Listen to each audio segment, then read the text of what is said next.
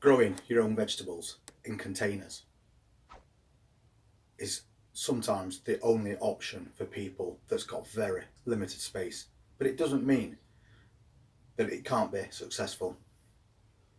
You just need a few containers, a little bit of space, and choose varieties that actually suit those size containers as well.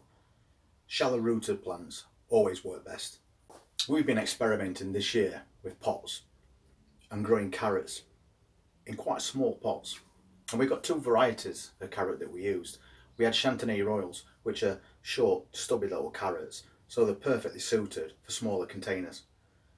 And then we tried some regular carrots. And what we've been doing with these carrots is harvesting them as they've been growing for little carrots, a couple of inch long, perfect for a quick meal or to just drop in your stew. But we did leave one in this container. We thought we'd just leave it to grow on so we could see how big they could potentially get.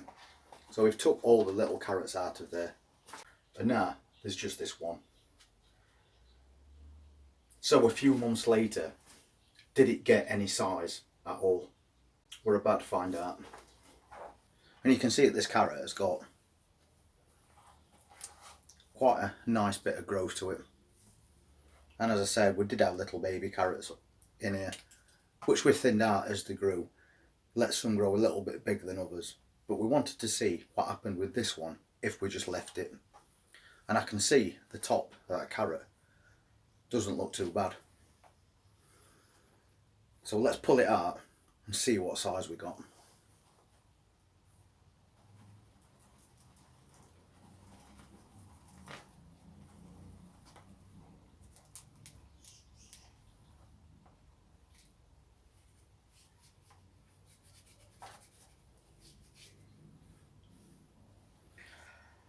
Now that, for a carrot grown in a little container, is brilliant. That is a really big carrot. It's perfectly straight as well, and there's no imperfections on it. And if you put it aside of this pot, it virtually grew to the bottom. So that was really successful. So I'm definitely very pleased with that outcome. A really good sized carrot. So if we'd have left all the other carrots in there, instead of harvesting them as babies, as we've been going, we could have probably had about 15 or 20 carrots in this little container of that size and quality. So, having said that, I'm going to re-amend this compost now, and I'm going to plant some more. We've still got time to grow some nice carrots. So now we know that works really well, we might as well make up another pot. But first we need to amend this compost and make sure it's nice and loose, because carrots have got to have really loose compost, otherwise they'll start forking and bending and look a mess. And because this carrot's grown so well in this mixture that we used, I'm going to use the exact same one again, and I'm just going to add a little bit of fertiliser to it. But also bear in mind, when you're growing carrots, you can add some nutrients into the soil, but you don't fertilise them like you would other plants every 14 days, because that will cause them to fork, and we want them like that. So I'm basically just churning this compost up to make sure it's loose right down to the bottom.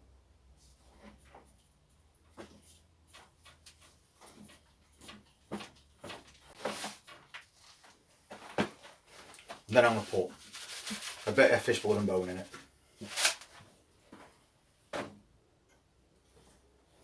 And we're going to get that all mixed in.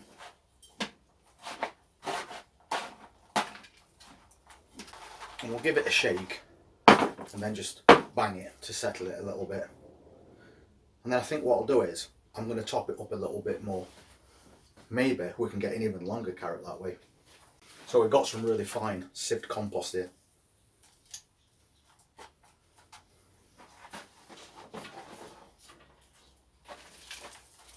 So we'll just fill it up.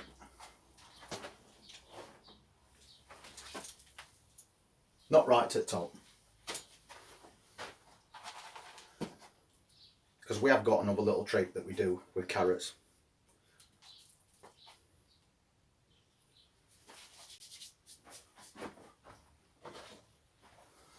Now I'm going to level it out,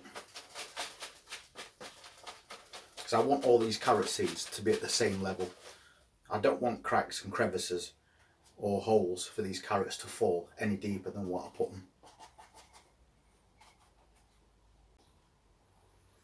But just tap it down lightly. We don't want to compact this soil because they don't like that.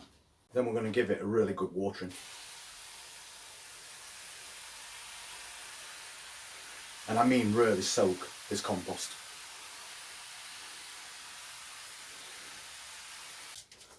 And then we just need this carrot seeds. And this one's called a Nanti 2, and it's an early carrot, so it's perfect to plant at this time of year. And hopefully we'll be harvesting more carrots out of this same container by Christmas. So as you'll know, carrot seeds are very tiny. We don't want to overseed this, so we're going to have to carefully drop seeds on, keep them spaced out as best we can, because we're going for that bigger carrot this time. And of course, you'll probably have to thin this container out a little bit,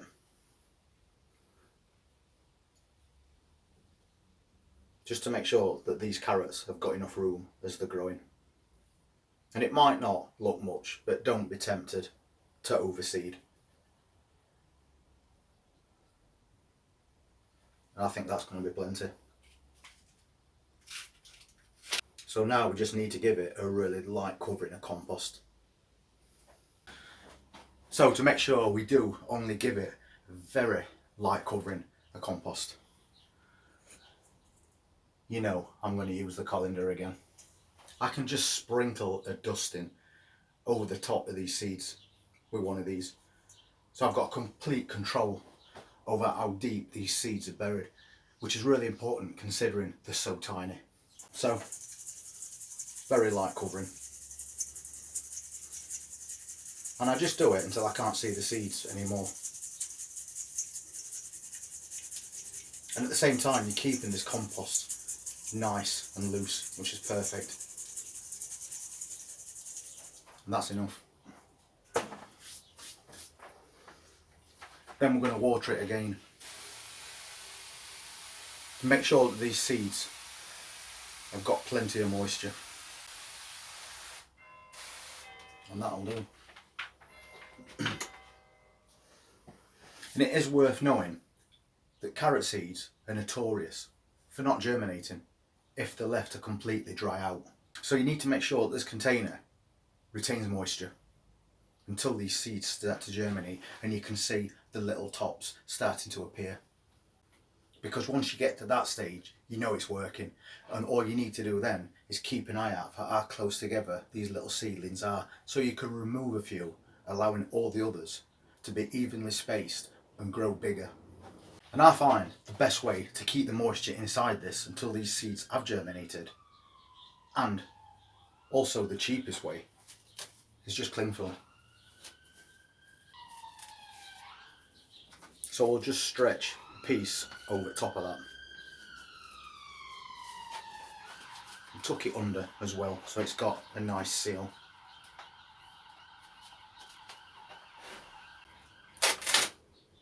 And then we'll just cut off that excess.